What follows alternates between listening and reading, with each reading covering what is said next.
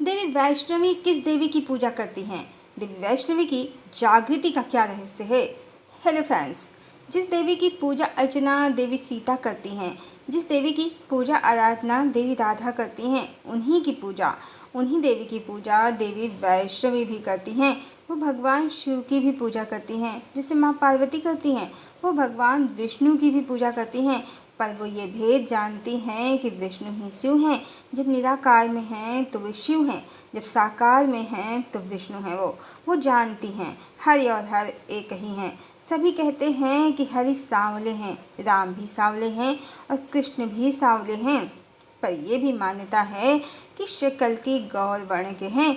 गौर वर्ण के तो शिव ही हैं। कर्पूर्ण गौरम करुणावतारम, वास्तव में शिव ही विष्णु हैं और अवश्य ही श्री कल्कि गौर वर्ण के ही हैं, मान्यताओं के अनुसार भी। क्योंकि इस बार युग परिवर्तन के बाद हम सतयुग में प्रवेश कर रहे हैं। किसी भी तरह की ईश्वर संबंधी कोई भ्रामक कहानी नहीं होगी। सत्य प्रकट होगा कि मानव मात्र एक समान, जाति वंश सब एक समान, नर और नारी एक समान और एक पिता की सब संतान। और वो एक पिता कौन है? परम पिता परमेश्वर, जो ब्रह्मा भी हैं, शिव भी हैं और विष्णु तो हैं ही, पालन करता जो हैं सबके।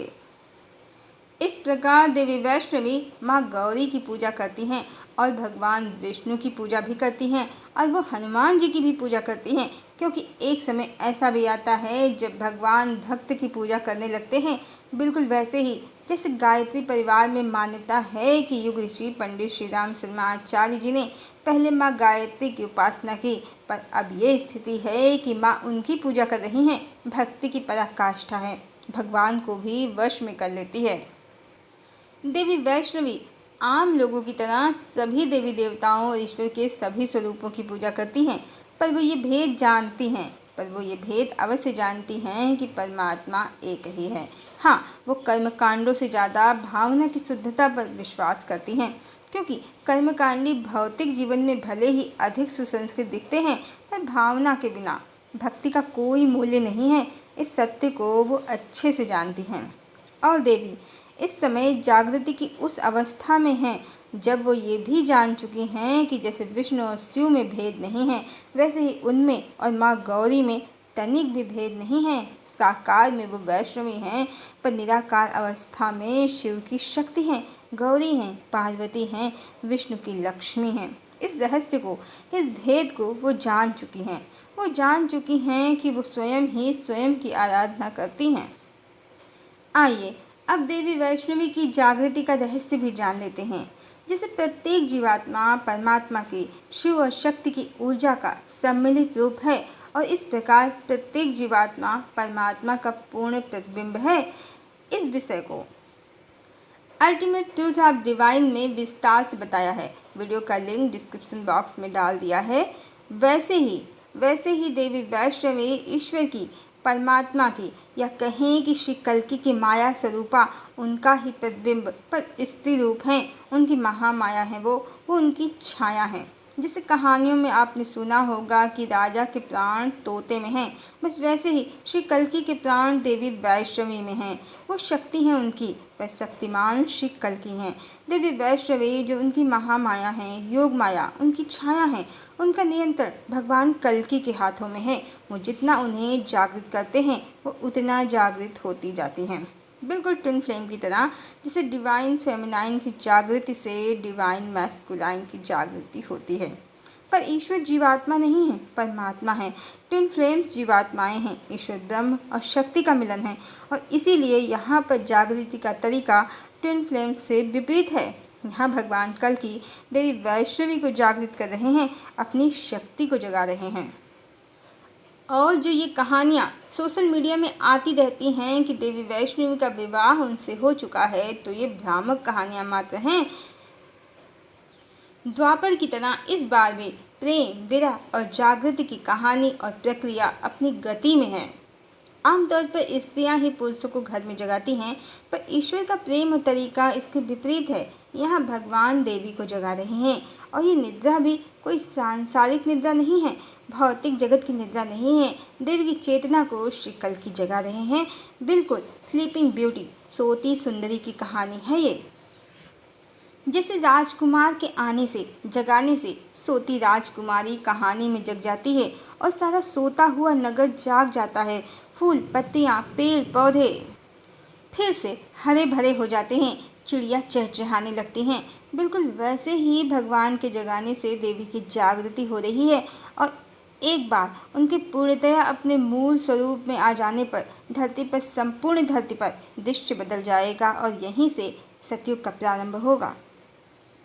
और चूंकि देवी का नियंत्रण भगवान के हाथों में है, तो वो उन्हें जितना जितना जागृत कर रहे हैं, देवी उतना उतना ही समय के साथ जागृत हो रही हैं। उनकी ऊर्जा उत्तरोत्तर बढ़ती ही जा रही है, जैसे आजकल एस्ट्रोलॉजर भी कह रहे हैं और जैसा पंडित श्री राम शर्मा आचार्य जी ने भी कहा है कि 21वीं सदी नारी सदी होगी। सतयुग में स्त्रियों को उनका पूर्ण अधिकार और सम्मान दोनों ही प्राप्त होगा।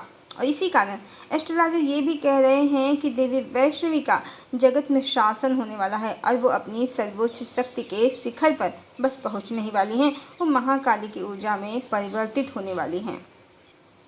तो सत्य ही है कि शीघ्र ही देवी की जागृति पूर्ण होगी और वो अपने सत्य स्वरूप से पूर्णतया जुड़ जाएंगी, जिसे आप गायत्री भी कह सकते हैं और त्रिपुर सुंदरी भी कह सकते हैं, क्योंकि देवी का यह स्वरूप ईश्वर के तीनों स्वरूपों शिव, ब्रह्मा और विष्णु की शक्ति का मूल है।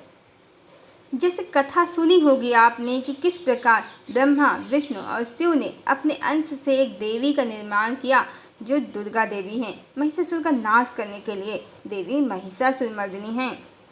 ये तो कहानी है जिसमें रहस्य छुपा है। ये वो कहानी है जिसमें रहस्य छुपा है ईश्वर के कार्य करने के तरीके का, जिसे एज इट इज़ लेने से, जैसी सुनी है वैसी ही समझ लेने से त्रिदेवों का भ्रम उत्पन्न हो गया है। जबकि ब्रह्मा, विष्णु और शिव एक ही ईश्वर के तीन स्वरूप मात्र हैं। परमात्मा तो एक ही हैं, वही ब्रह्मा हैं, वही विष्णु हैं और वही शिव भी हैं। और देवी दुर्गा कहें या गायत्री या महालक्ष्मी या महाकाली, वो इन्हीं परमात्मा की परम शक्ति हैं, पूर्ण शक्ति हैं, जिनमें सृष्टि की उत्पत्ति, पालन और संहार की शक्ति है, पूर्ण शक्ति है। और देवी वैष्णवी की जागृति जब पूर्ण होगी तो वो अपने इसी स्वरूप से एकीकार हो जाएंगी। फिर आप उन्हें महाकाली भी कह सकते हैं, महालक्ष्मी भी कह सकते हैं, महागौरी भी कह सकते हैं, गायत्री, दुर्गा या त्रिपुर सुंदरी भी कह सकते हैं। और श्री कृष्ण अवतार में देवी राधा का जो गुप्त रहस्य है वो यही है। शक्ति तो वही है भगवान की, भले ही प्रत्यक्ष ना दिखाई दें। इसीलिए भ्रमवश जो ईश्वर का मर्म और रहस्य नहीं जानते हैं, उन्हें देवी राधा भक्त जीवात्मा प्रतीत होती हैं, पर वास्तव में वो पूर्ण शक्ति हैं और उन्हीं से श्री कृष्ण ने शक्तिमान होकर सभी लीलाएं पूर्ण की हैं। और इस बार भी ऐसा ही होगा। देवी की जागृति भगवान को शक्तिमान बनाएगी और हरि अपनी सभी लीलाएं पूर्ण करेंगे। हम सभी युग परिवर्तन के एक महान समय से गुजर रहे हैं। ये समय अद्भुत है। हरि ओम।